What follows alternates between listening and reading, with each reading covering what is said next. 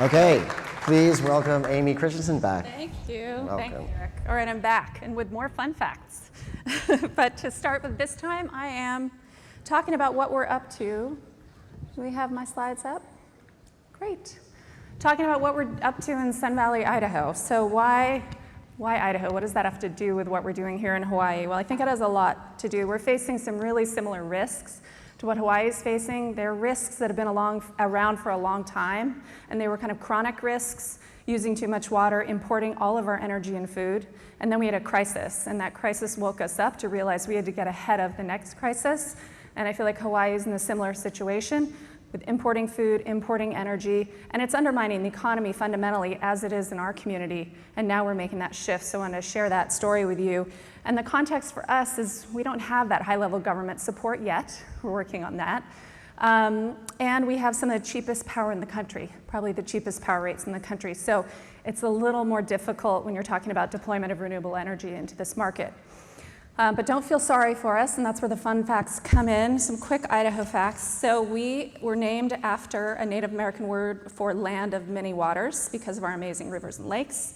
Idaho is called the Gem State. That's our official nickname, not Potato State. Can we get that clear everywhere I go? What about the potatoes? Now, okay, we produce a third of the potatoes in the United States, but it's not that exciting. So Gem State, because nearly every known type of gemstone has been found in the state of Idaho. Our Capitol building is the only one in the United States heated by geothermal water. It's tapped from a source 3,000 feet underground. And Hell's Canyon in western Idaho is the deepest river gorge in North America, beating the Grand Canyon. It's only 6,000 feet. So there you go, some fun facts about Idaho. Let me dive into this serious conversation though. So Sun Valley, we're a ski resort. And it's a beautiful place, but facing a great deal of risk. 3 years ago, we had the second largest fire in the nation hit us. And 7 years before that, we also had a very significant fire hit us. Mandatory evacuations. The Beaver Creek fire was over 100,000 acres. It was second that year only to the massive Yosemite fire. It hit our community hard. It cost us about $40 million, which is about 23% of that quarter's economy, and that doesn't include all the people who then didn't come back the next August. August has become known as Smoke Month or Fire Month, so all of the events, all the tourism has been collapsed into July. So it was a real wake-up call for our community. This is the fire billowing over in the midst of a symphony performance and all the tourists leaving town. So we're isolated like Hawaii. We're importing energy and food. We have limited connectivity and access around broadband, transmission lines, our electricity lines. We have a single transmission line coming from a substation south of us. Transportation's limited, and we're a high desert ecosystem, so very drought prone and also fire prone, as you've seen, and significant wealth inequality. People think of Sun Valley as a ski resort, a lot of wealth. 50% of our residents in the county are on some form of public assistance, and we have a highly concentrated economy. We're way too concentrated on recreation and tourism, so 70% of our economy approximately is concentrated in that, which means the summer and winter months are critical to us, and that's when we're having our crises. We're having changes in snowfall, which is undermining our tourism in the winter. We also had a power outage on Christmas Eve 2009 for 24 hours. You can imagine, ski resort, done. A lot of people said never again, never going back there. For Christmas, really hit us hard. So the fire, the power outage in the winter hitting us and making us wake up. And of course, climate change is now this massive threat multiplier. So all those things we've been doing and kind of getting along, climate change is making it impossible for us to continue to do that. And so that's where resilience comes in. A little bit of a similar story to Celeste, who spoke earlier.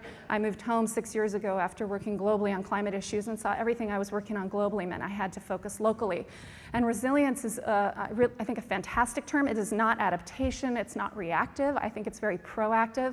So when harm hits, being flexible and being able to adapt and come out better on the other side. And so that's the mission of our institute, is to advance our economic prosperity, environmental protection, and human well-being in our home community, but hopefully also help others as we work on it together. So we're measuring. How much food are we importing? What does that cost to the economy? What's the state of our land? How are we using our land? What's the state of our water availability? Really understanding fundamentally what's the state of our resilience. And identifying opportunities then. What are those risks? Energy, food, fire, water, that can be turned into economic development opportunities. And then structuring investments, so working with our landowners to identify how they can get out of things that they've done always, but no longer can be sustained given climate change. Massive water risk, and right now what we're working on is an economic analysis on every gallon of water being used in the state. What's that ROI on investment? If it's being used for alfalfa for export, we're exporting a strategic asset from our state to another place. So what's the value? How many jobs is that creating? What kind of income is that creating? In California, they did a similar study in the midst of the drought, and it really helped people to understand, although you hear that almonds use a lot of water per gallon, per pound of almonds, actually comparatively, the economic return on investment of that water in growing almonds is far superior than growing hay to feed cattle, for instance. So really understanding what's the value of our resources and how are we allocating that value. On food, as I mentioned, 50% of our community is on some form of public assistance. We are the 5th most expensive county in the United States to buy food in. We have more cattle than people. We've got 30,000 cattle and sheep combined and about 20,000 people in our community. And the food that's being grown in our community really are those commodity crops, barley, alfalfa. They use a lot of water, and there's a reason for that. We have a use it or lose it water rights system. So people are incentivized to keep using that water or they'll lose the value of those rights. And energy, as I mentioned, massive threat to us. So the outages, but also we're sending $80 million out of our area, out of the state for our gas and electricity combined. Our power rates increase an average of 4% per year over the last 10 years. And our power mix is 35% coal, a little more, about 35% hydroelectric, which is threatened also by climate change, the availability of that water system. A little bit of wind, and most recently, solar started to come on big. But as soon as it started to come on, the utility decided they didn't want that, and due to the regulatory relationship there, unfortunately, all utility-scale solar in Idaho has just stopped. So, how do we turn this risk into opportunity? Well, we believe that we can transform our grid in our area into a reliable, environmentally sound that's not undermining the very climate impacts that are undermining our economy, and reduce our power prices and create jobs to help diversify our economy and get away from that over-concentration that we've seen in recreation and tourism. And we have fantastic solar. We have the same as North Florida, only 10% less than Texas. Those solar installation maps come right up into the middle of our state. We already had some systems in the valley. We certainly don't have the 17% distributed generation penetration that you all have in Hawaii, but we did have some experience, at least in the sector, and some qualified installers. And we also, it's competitive. Even with our cheap power rates, solar system average on a home, payback's about 14 years. You have a warranted system for 25. That's significant savings over the life of the system. So, energy is our first investment in resilience. We believe that's a critical underpinning of our economy. And so the first thing we're doing is we launched a solarized program, which you guys might have heard of, and you don't need in Hawaii because you already have so much demand, it's already there. But in many places, the demand, the knowledge isn't there. So we're doing the marketing, the public education that Eric and I talked about, educating the public about solar, what it can do for them and save money. We just 3 months ago started the program. We have over 160 people signed up, contracts signed, solar's going up. We need local generation. So if we're going to create an independent system, all we have is wires right now. We have no generation locally, so we had to start with a generation. We're also, and these are some of our local leaders that we've put into our marketing campaign. You know, small town, you can get a lot of run with the local leadership. People get comfortable when they see their neighbors doing it, what it means to them, but also branding. We're not partly Cloudy Valley. That's the name of our ski resort is Sun Valley. So putting the sun in Sun Valley.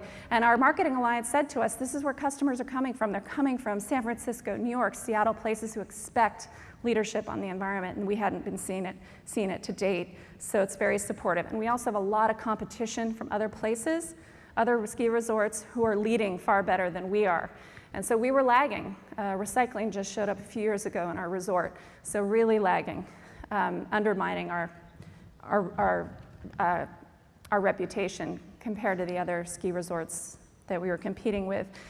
And so our next step on energy resilience, after getting that generation going through solar, we're very fortunate, we have geothermal. We also, unfortunately, also due to climate change, have a lot of beetle kills. So we have a lot of trees who need to be gathered, and potentially our biomass generation. So we're doing a systematic assessment of those as well, what power generation sources we have in addition to solar, and working with folks through some microgrid work that we've been doing through CGI America. The Clinton Global pulls folks together. Mark Glick was there. We were working in the same group, and we're very excited about what we can do to create a local, reliable microgrid that's independent and that creates jobs and diversifies the economy. Another opportunity for resilience is around our land use, and Hawaii is producing a lot of agricultural crops for export, as are we. We have a lot of opportunity to do local food production, as well as local energy production, addressing our water quality and quantity issues, and to do recovery from our fires. A lot of the impacts from the fires haven't been restored. And also to look for opportunities for affordable housing on those same lands, so working with landowners to do that. We're also pulling folks in. This conference is such an amazing way for Hawaii to find the partners, find the collaborators and the experts. And we're grateful for our academic partners and others who can be resources to us as we move forward here. And we had our own event last year, and we have our next one in a couple of weeks. So I'm very pleased to say Joel will be joining us. And a real focus of that is investment. How do we actually drive the investment flows we need to see to build resilience? So thank you very much for letting me join you today and share a little bit of our story. Hopefully it helped inspire some thinking and some collaboration that we can do together as you all move forward in Hawaii. Thanks very much.